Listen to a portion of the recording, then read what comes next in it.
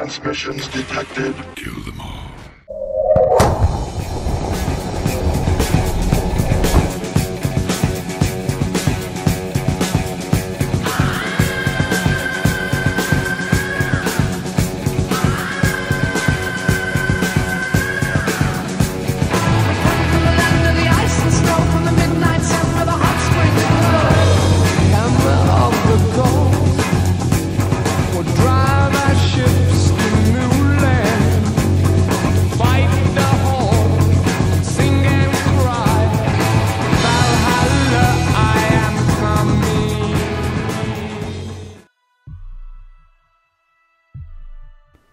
Hello, my friends. You know, our made-up history's starting to make sense now. If you watch the world with new eyes, you can see it's obvious what took place. Good versus evil. So today I document that if the media, back when the stories were written, if they were anything like today, then they were biased and political and most likely lied about it all. What they reported would surely be opposite the majority's viewpoint or even perception of reality. Same as now. See, someone with something to gain stepped up, came up with a good excuse to do what they did too. They hired people to take up for them, like invading other countries, seizing land, making citizens take their medicine, you name it. I'll also mention, most official records of old do not contain the complaint forms and lists of crimes that they committed while they ruled. That stuff we find from someone else who witnessed it, first-hand accounts, no one in the government. Secret letters, maybe, documents, and it's the winner's story we've been fed, or the founder's story, like they call themselves. It's weird they call themselves the founders, right? See, I just feel like the early explorers found an abandoned country, and it was full of huge buildings. The only people around were a few primitive natives that, well, they weren't going to stop them, because number one, they didn't want no part in the ruins or tombs of dead giants that you and your friends were playing in. It seems that way. But you see, we also have first-hand knowledge passed down through generations of the American Indians, and, well, they know the good ones. Like the ancient copper mines at the Great Lakes. You should look at that up one, if you ever get a chance. It's pretty wild. It's a good rabbit hole to drop down in. See, the Indians never entered the cave systems of these mines. Everyone knew this, okay? Now, they were way too superstitious there around the lakes. The stories they were told of who lived in them and by them, well, they dared not go inside of them. And so they said, well, who built them? The Indians had no idea. No one knew. So the question would be, who was here before the Indians? Well, we do have the story from other natives, and this is Chief Joseph. It's funny how he's named Chief Joseph, isn't it? When he tells a little bit about our history, it's sure familiar. You'll see. Here's Chief Joseph. In the oral tradition of many tribes, I've yet to come across a tribal member from a tribe that does not have stories of giants roaming the land. And the way, as my father told me, and as it was told to him by his father, my grandfather, and passed down, the Star people came from the Seven Sisters.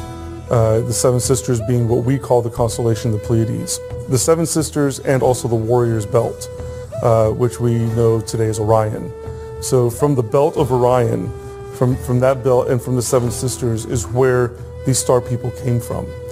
And the Star people would come, they made themselves out to be gods because they had power, they had big medicine, like our people say. They were able to do great feats that the people were just astonished by. And so they took them to be gods because that's what they presented themselves to be. In that manner is how they then went and took the women from the different tribes. And from there is where the giant tribes were birthed from. The women did not survive the births of these giant beings. But as these giants continue to procreate and continue to spread across the land, there's many stories of the people and the tribes fighting against them. Sometimes, with good results, sometimes with bad results, until eventually there was a culmination of the flood that came and destroyed the giants off the land. We still have some stories of giants after the flood. Ishtipapa, which was a giant that lived in Georgia among the Muskogee Creek. Ishtipapa means man-eaters.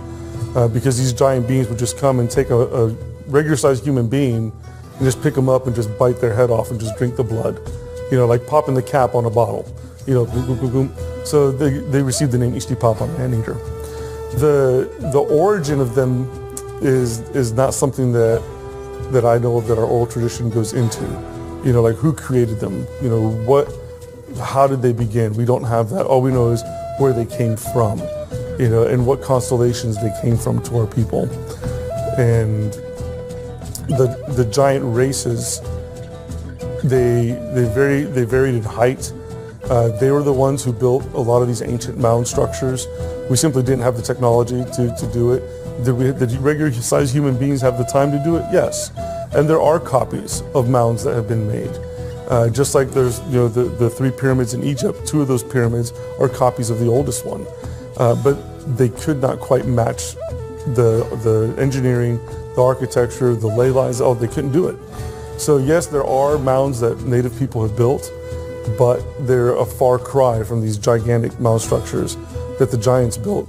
It is good to mention that the stars, the constellations, the astronomy of the ley lines of the constellations, that's something that was taught to us by the star people. It was knowledge that was given to our ancient ancestors. And the belief was that there were certain times during certain seasons where there were portals that would open up into the spirit world. And markedly the equinoxes were the main times when this would take place.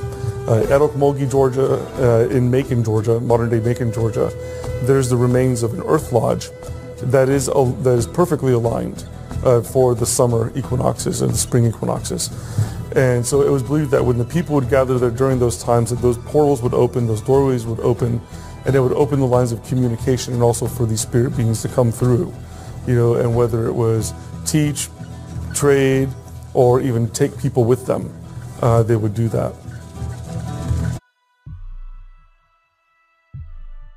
Well, now, there's always another explanation, isn't it? And with the evidence we have, just so you know, I still don't have a grasp on what really happened. In a couple of sentences, what I know is ridiculous to repeat. I mean, think of this. Angels fell from heaven, and giants and monsters came along and ate everyone. Somebody obviously had technology. They built Disneyland everywhere, the pyramids, and we used to speak the same language, but then it all flooded. Everybody forgot what happened, and then one day we remembered again, and somewhere along the way, the giants and their weird friends came back. Then we had another mud flood of some kind. Everybody forgot again. Later, we got technology back, and this time not for good. But what did we do? We faked space and made money off of it. Everyone pretty much went crazy. Then we forgot about our history again. The end. That's psychotic. I don't even know what to say about that. Oh, I guess nothing, right? My love to y'all. I'm Wild Dog, and I am out of here.